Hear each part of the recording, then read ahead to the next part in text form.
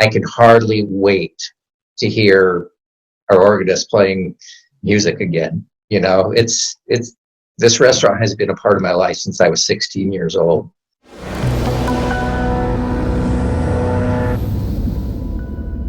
Hello again, everyone. Welcome back to our Leading in the Moment series, where we're talking with community leaders and business owners as we all try to lead through the recent crisis from the COVID-19 on the healthcare side, as well as the economic side. And joining us today, we have Jack Barz, co-owner of Organ Stop Pizza out in Mesa. Jack, thanks for joining us today. Well, thanks for asking me, Eric. I certainly appreciate it. Yeah, if you're not familiar with Organ Stop Pizza, it is a bucket list item here in our state. The giant organ, you've got a huge restaurant. You can pack 700 people in that place. It is definitely a family destination. And just like so many other restaurants here in the Valley and across the state, you had to make that difficult decision and close your doors a couple weeks ago. Tell us about that. Well, it was obviously a tough decision. We're always open. Only 2 days we're ever closed is Thanksgiving and Christmas. So to have this place dark right now is really quite odd. But there were a lot of factors that went into the decision. Obviously, the income side of it is a huge one, but then the personal safety side, trumped the income. Really, it was making sure we're doing right for our employees. They're at the front line.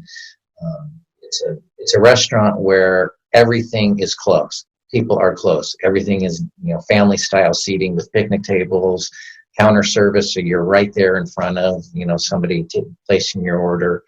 And we just wanted to make sure that, to help stop the spread, this was the best decision we had to make at this point, to just suspend operations until this is over with.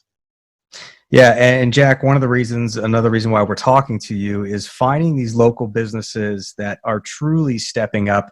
And you've done it right over the years. And, you said you were fiscally responsible. And not only have you shut your doors, you've decided to continue to pay your employees. Tell us about that.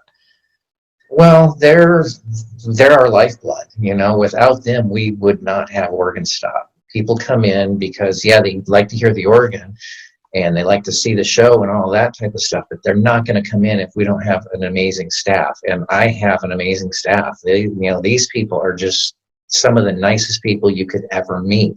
And that is what brings people in. That's why people keep coming back, is because we've got an amazing staff.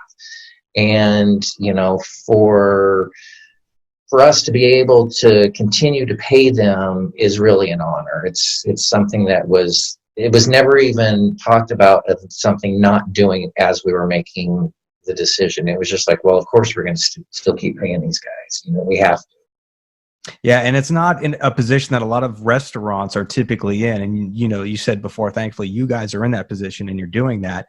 And in addition, you're also donating back to the community. As I understand, right, there was the delivery trucks came in and you said, nope, we're not going to open this stuff. Instead, we're going to donate it. Tell me about that process.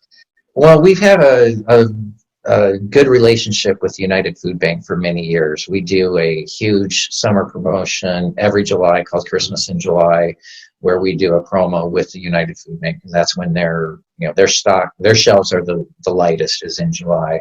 So we've always had a relationship with them. So it was real easy. I just picked up the phone and called my friend Melissa over there. I'm like, hey, we got a ton of food if you want to come pick it up. And of course she was ecstatic about it.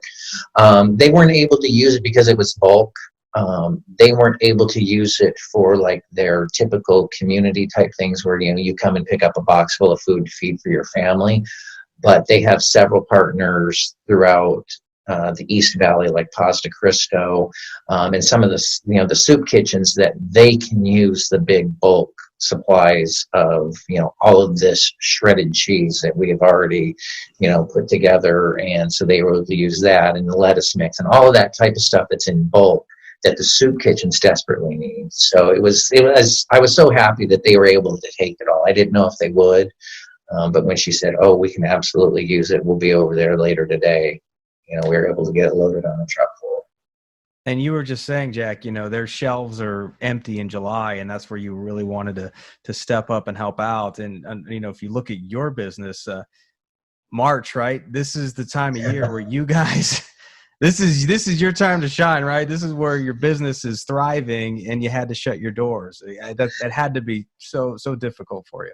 Yeah, if I could have picked 1 month out of the year that I would say, please don't ever something like this happen, it would be March. Yeah, all the winter visitors, they're still here. This is their last hurrah before they started heading home in April. Tons of people out visiting for spring break, and of course, spring training brings people out here. So March is literally the busiest month for us out of the year. It's huge, and for us to have to shut down, half of that month. It's hard, but it is what it is. We're going to get through it. We've been in business for over 40 years. This is not going to stop us, and we're doing stuff to make some improvements while we're closed right now. And we're going to come back bigger and better than ever. And how coming back, I'm getting excited just listening to you talk because, as I mentioned, me and my family were there 2 times a month at least. We have a 7-year-old and a 9-year-old. So Oregon Stop Pizza is a 15-20 minute drive. We're going to make it. How excited are you? We don't know how long this shutdown is going to last, but just to get everything back up and running again and just make that announcement that says, hey, our doors are open. The Oregon's going to be playing tonight. Come on back. God dang, I'm getting all emotional. Honestly, I can hardly wait for that. I want to be able to send a giant text out to my staff saying, guess what, we're opening next week. And I can hardly wait to hear our organist playing music again. It's this restaurant has been a part of my life since I was 16 years old. And I'm excited about it. I want to see it. I can hardly wait to hear it again. Yeah, you were telling me you were a dishwasher and now you're a co-owner. I mean, yeah. What a great story that is. The old location off of Southern and Dobson is where I first started, and I lived in the neighborhood right behind there. And when I turned 16, I needed a job. I didn't have a car, so I wanted somewhere close, and I could walk to Oregon Stop from my house. And so, I started working there, and quickly moved into the kitchen. And my senior year in high school, they blessed me with a supervisor position. And from there, decided through doing all of that this was kind of a big calling for me, and went up to NAU and got my degree in hotel restaurant management.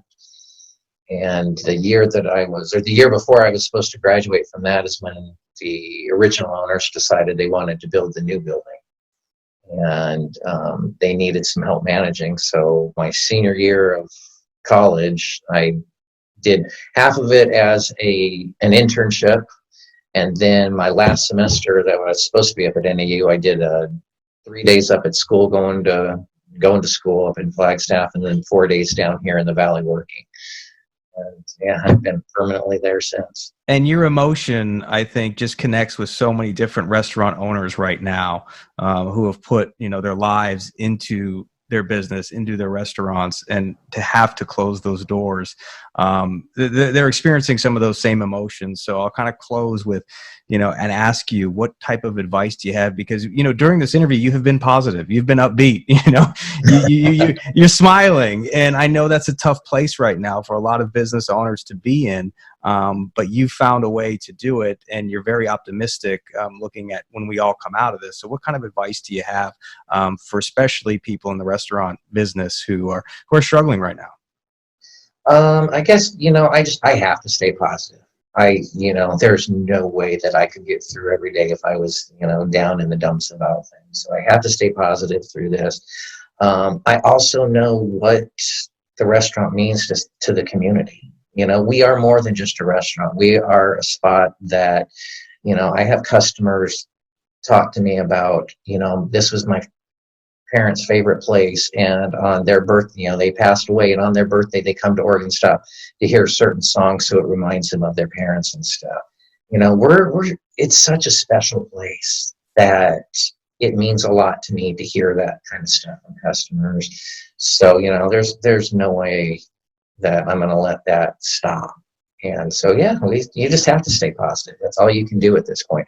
I think overall, when this is all said and done, this country is going to shine like never before. This is our 9/11 moment. This is our time to shine and to be prideful of what we can do and help each other. And I've got to do my part to help with that as well. Well, Jack, again, thank you so much for taking the time with us today. As I mentioned, there's a responsibility on us, in the community to make lists of businesses that have truly stepped up during this time. You're continuing to pay your employees. You're donating your food. You're going to be there to welcome us all back. And, I can't wait for that text as well. We're on the email list. I can't wait for the day. I will send you an email as soon as I find out the day we're open. I promise. I All will right, let you Jack. know. Thank you so much for taking the time out with us today. Oh, it's my pleasure. Thanks again. We appreciate it. Yep. Thanks, Jack.